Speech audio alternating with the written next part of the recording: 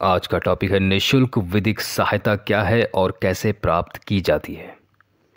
आज हम बात करेंगे विधिक सहायता की, जो कि मुकदमा लड़ने वाले पक्षकार को निःशुल्क प्राप्त होती है।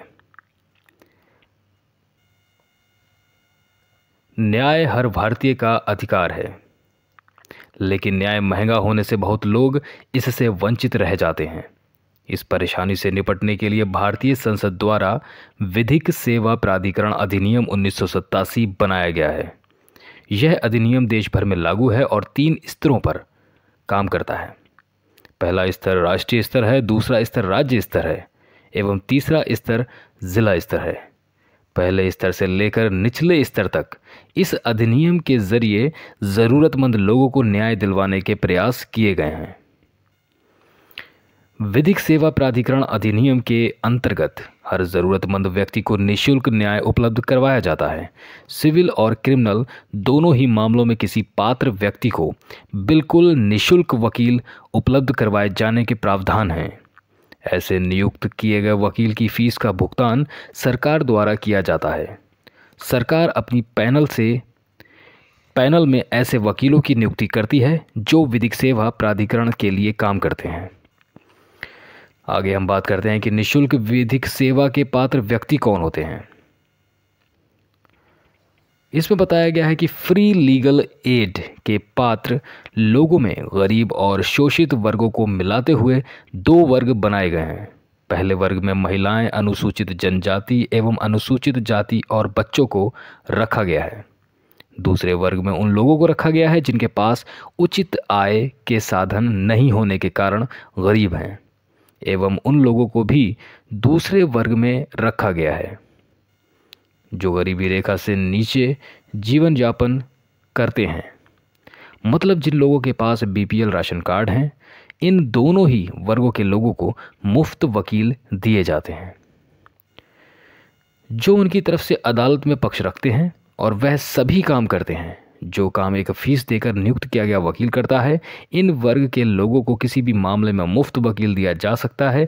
अब भले वह मामला कोई सिविल केस हो या फिर कोई आपराधिक केस हो, भले ही ऐसा व्यक्ति वादी हो या प्रतिवादी, इन वर्गों का होने से उसे मुफ्त वकील सरकार की ओर से दिया जाता है। अब हम बात करते हैं कि यदि आप निःशुल्क विधिक सहायता प्राप्त करना चाहते हैं तो उसके लिए आपको आवेदन कैसे करना होगा। आवेदन कैसे करें?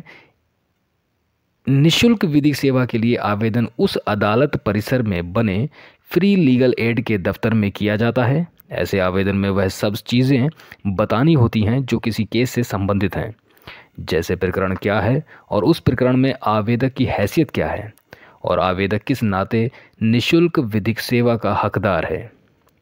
जिला विधिक सेवा में किए गए ऐसे आवेदन पर प्राधिकरण द्वारा जांच की जाती है एवं आवेदक यदि उन दोनों ही वर्गों में से किसी वर्ग में आता है तो उसके केस के लिए निःशुल्क वकील नियुक्त कर दिया जाता है। कभी कभी अदालत द्वारा भी विधिक सेवा सचिव को पत्र लिखकर किसी गरीब अभियुक्त को फ्री कानूनी मदद दी जाती है। जब अभियुक्त द्वारा यह कहा जाता है कि उसके पास कोई वकील नहीं है और वकील को फीस देने के लिए रुपए भी नहीं हैं, तब अदालत सचिव को पत्र लिखकर उस अभियुक्त को वकील नियुक्त करवाती है। आगे हम बात करेंगे निर्धन वर्ग को कोर्ट फीस से भी मिलती है मुक्ति। कहने का तात्पर्य है कि जो गरीब वर्ग के लोग होते हैं उनको कोर्ट फीस से भी मुक्ति प्रदान की जाती है। निर्धन वर्ग के लोगों को कोर्ट फीस से भी मुक्ति दिए जाने के प्रावधान सिविल प्रक्रिया संहिता के आदेश 33 में दिया गया है। यहाँ पर हम बात कर रहे हैं सीपीसी की, सिविल प्रक्रिया संहिता अर्थात सिविल प्रोसीजर कोड।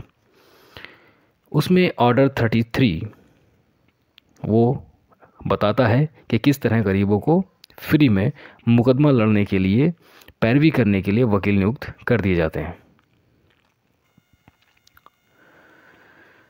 जहां किसी भी गरीब व्यक्ति द्वारा आवेदन करने पर अदालत ऐसे व्यक्ति को कोर्ट फीस से मुक्त कर देती है।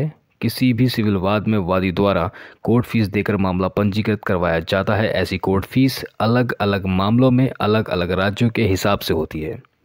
यहाँ ध्यान रखने योग्य बात यह है कि कोर्ट फीस से मुक्ति के लिए भी एक आवेदन अदालत के समक्ष प्रस्तुत करना होता है।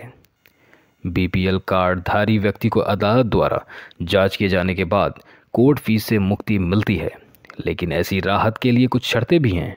जैसे कि जिस व्यक्ति को कोर्ट फीस मुक्ति मिलती है उसके पास केवल वही विवादित संपत्ति होना चाहिए जिसके लिए अदालत के समक्ष मुकदमा दर्ज करवाया जा रहा है, और उस व्यक्ति को मुकदमा जीतने पर सबसे पहले कोर्ट फीस अदा करनी होती है। हालांकि उसे पहले कोर्ट फीस अदा किए जाने से मुक्ति मिल जाती है। तो कहने का तात्पर्य सीधा सा है कि यदि किसी व्यक्ति के पास अगर मुकदमा लड़ने के लिए फीस देने के लिए रुपया या पैसा नहीं है तो ऐसा नहीं है कि उसको न्याय नहीं मिल सकता है। न्याय मिलने के लिए निर्धन व्यक्तियों के लिए भी कानून में उसकी व्यवस्था दी गई है। आज मैंने उसी पर चर्चा की है। उम्मीद करता हूँ ये वीडियो आप लोगों को पसंद आई होगी। धन्यवाद।